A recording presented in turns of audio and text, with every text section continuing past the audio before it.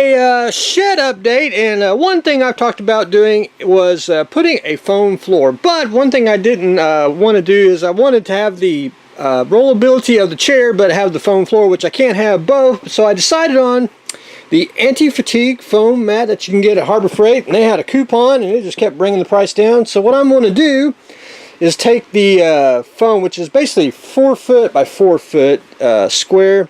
I'm going to do it right here in front of the door, because I really don't use the stool right through here. I might, if not, I'll take my little step stool and sit on that if I have to. But anyway, I do a lot of preaching at the pulpit, if you will, so I'll probably put that there. At least it'll be foam right there, and it'll kind of get rid of the dirtiness of the wood, you know, from the path that I create. But anyway, I'm going to think about doing that, so I'll probably do that, and I'll show everyone that in the probably next shed update. But we're going to add some goodies to the Ark itself. Number one, I do add empty boxes, and one thing I add, if I build it and I get to keep the box, I will, if I don't have a kit of it, I will keep the box, because I like the history of, you know, plastic kits. I love history of resin kits, and we're going to add the Colomire trailer, the 40-ton one, I believe this one is. And this is, you know, I want to say, God, who meant Holler? That's the company. I don't have any of their kits, so I want to add that box to the Ark itself. This one, what is it? Model Trans, I guess. Who knows? Anyway, that's just one of those. You know, that was a cool kit anyway. But anyway, I be adding the empty box, which, you know, it ain't much, just printed paper. But anyway, I thought that looks cool. But anyway, well, I always like to add, you know, some things to the Ark that's historically goes in with the motif. But anyway, adding those to the Ark. Up next is, and we're going to add about 4 kits, and these are Corporal Overby's resin tanks, which, let me say, that's the VK36, and they are casted extremely well.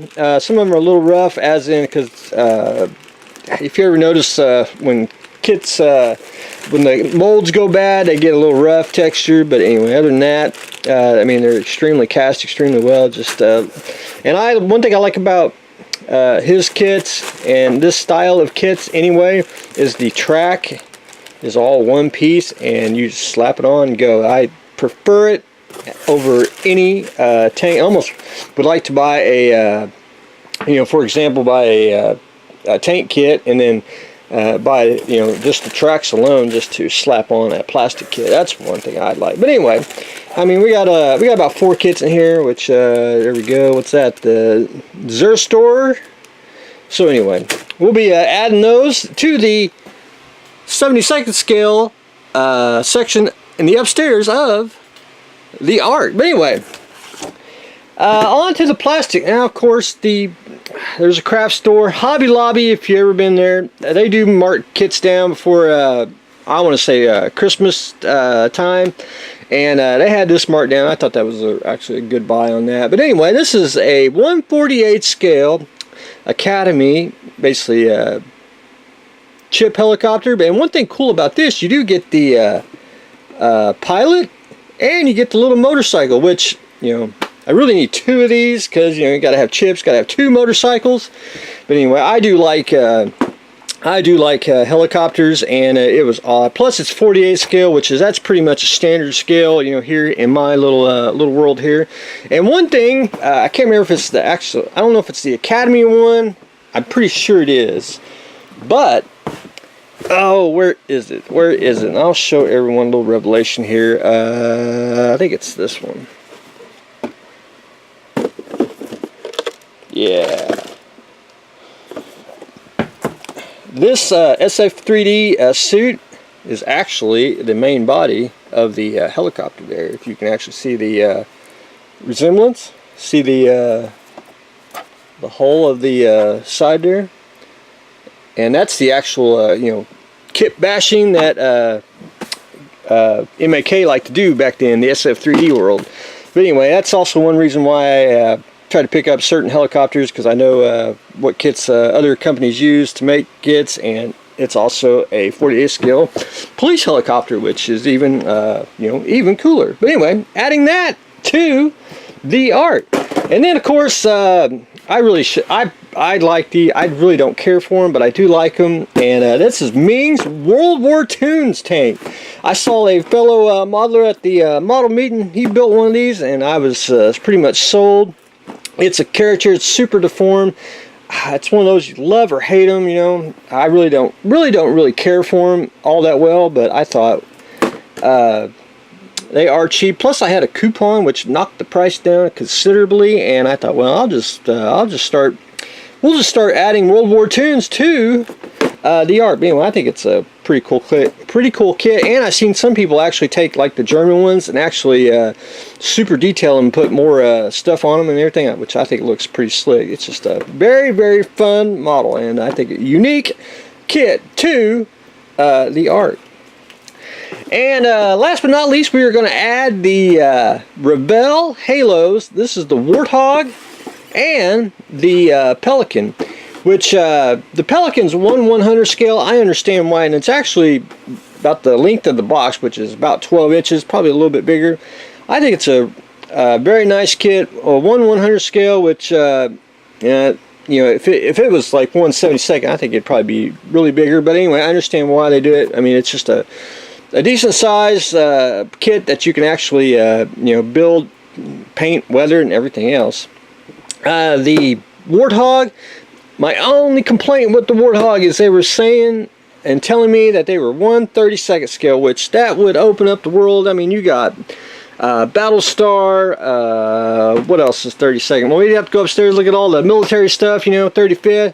But if you open these boxes up, it is actually 1/24 scale. And 1/24 scale, and I had to go dig one out yesterday, which is not MAK. I mean, you can use MAK stuff, but MAK is actually 1/20th scale. 1/24 scale is basically this. This is actually a promotional figure that Tamaya gives out, and I got a bunch of these. I got a whole sack of them. They gave them away at a model show, and no one wanted them. I went and just picked them all up. I figured they're usable for anything.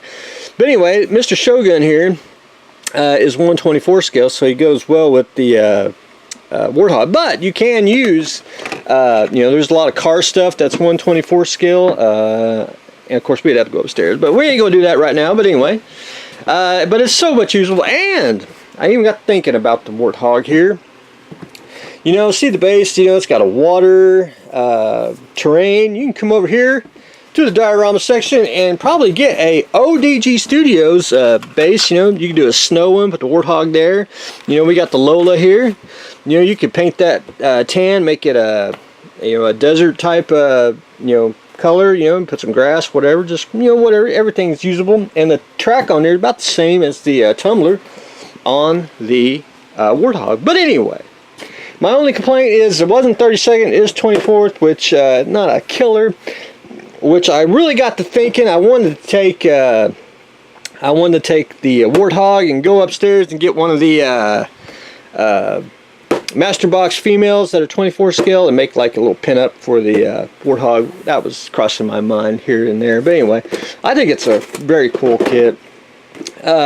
Really, actually worth the price. I think it's a little light and detailed in some places, but other than that, once you slap some paint on and some weathering, I think it'll turn into a top-notch model. And these kits remind me, and just the overall feel, because some of them they're like basic, and they remind me of basically kits of the 70s and 80s.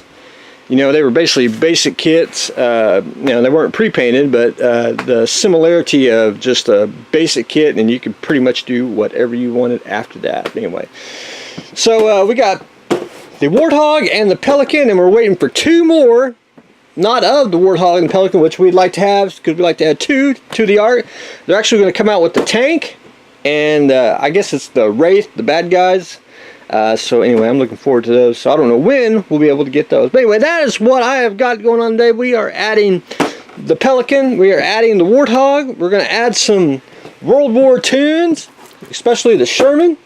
Adding the 1/48 scale chip helicopter, aka SF3D power suit. And we're adding some Corporal Overby resin tanks to the art. So that's what I've got going on today. So stay tuned for the next exciting episode.